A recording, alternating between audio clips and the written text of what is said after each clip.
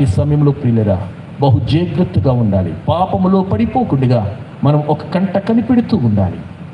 మొదటిగా మనం పరిశుద్ధతలో కొనసాగాలి. దేవునికి స్తోత్రం చెల్లించండి. బహుశా ఒకనొకప్పుడు నువ్వు పాపం చేసి ఉండుంటావు. ఏ భేదములు లేదు, అందరూ పాపం చేసి దేవుడు అనుగ్రహించి మహిమను పొందలేకపోతున్నారని వాక్యం తెలియచేస్తూ ఉన్నది.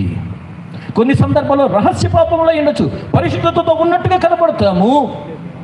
ఒకానొక రోజున ప్రతి రహస్యము కూడా బట్ట బయలయ్యే రోజు ఒకటి ఉంది. కాబట్టి ఒకవేళ ఏదే రహస్య పాపం ఉన్నప్పటికీ కూడా ఇకను నీవు పాపము చేయకు.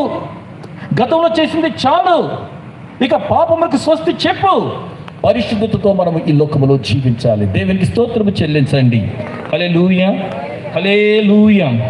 ప్రియులారా, మనం కనుక యోహాను రాసిన మొదటి పత్రిక మొదటి అధ్యాయం, యోహాను రాసిన మొదటి పత్రిక మొదటి అధ్యాయంలో చూచినప్పుడు మనము రక్షింపబడాలంటే, మనము పరిశుద్ధతతో ఉండాలంటే యేసయ్య చేసిన గొప్ప కార్యం మనకి కనపడుతూ ఉంటుంది. 9వ వచనం, మన పాపములను మనము ఒప్పుకొని ఎడల ఆయన నమ్మదగిన వాడును నీతిమంతుడును గనుక ఆయన మన పాపములను క్షమించి సమస్త దుర్నీతి నుండి మనలను పవిత్రపరుస్తారు. మన దోషములను మనం ఏమి చేయకూడదు, మన పాపములను ఒప్పుకోవాలి. అతిక్రమములను దాచిపెట్టువాడు ఏమవుతాడు, వర్ధిల్లడు. వాటిని ఒప్పుకొని విడిచిపెట్టువాడు కనికరము పొందుకుంటాడని దేవుని యొక్క వాక్యము తెలియచేస్తూ ఉన్నది. పాపమును దాచుకోవద్దు. ప్రేమ కలిగిన ప్రభు మనకున్నారు. ఆయన ఎద్దకు వచ్చి నైనా నన్ను క్షమించు అంటే చాలు. ఎంత ఘోర పాపినైనప్పటికీ క్షమించగలిగిన మంచి దేవుడు మన దేవుడు. యోబు గ్రంథములో మనం చూస్తూ ఉంటాం. యోబు గ్రంథము 31వ అధ్యాయం, యోబు గ్రంథము 31వ అధ్యాయము 33వ వచనం నుంచి నేను చదువుతూ ఉన్నాను. ఆదాము చేసినట్లు నా దోషములను దాచిపెట్టుకొని మహాసమూహమునకు భయపడి కుటుంబముల తిరస్కారమునకు జడిసి నేను మౌనముగా ఉండి ద్వారము దాటి బయలు వెళ్ళక రొమ్ములో నా పాపమును కప్పుకొని ఎడల పరమున ఉన్న దేవుని దృష్టికి నేను వేషధారిని అవుతును. దోషములను దాచిపెట్టుకుంటాం.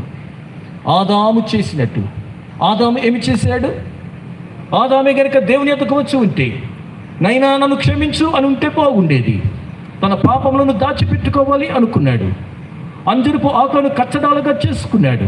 చెట్ల చాటున దాగుకుంటూ ఉన్నాడు. ప్రేమ కలిగిన ప్రభు వచ్చి పిలుస్తూ ఉన్నాడు. బహుశా తండ్రి యొద్దకు కుమారుడు వచ్చినట్టుగా తిరిగి వచ్చి ఉండి, అయ్యా నేను ఇక తప్పిదం చేశాను, నీ మాటకు అవిధేయత నేను చూపించాను అంటే ఎంత బాగుండును. అతడు చేసినది ఏమిటంటే తాత్కాలిక పరిష్కారం కొరకు ఆయా పనులు చేయటం మొదలుపెట్టాడు. దేవుడు ప్రేమతో వచ్చి పిలుస్తూ ఉంటే నాయన నీ స్వరము వినినప్పుడు నేను భయపడి దాగుకుంటున్నాను. నేను ఎందుకు దాగుకోవాలి? ప్రతి చల్లపూట కూడా వచ్చి చక్కగా మాట్లాడుతూ ఉండేవాడే. అయినప్పటికీ అతడు చేసింది ఏమిటో తెలుసా?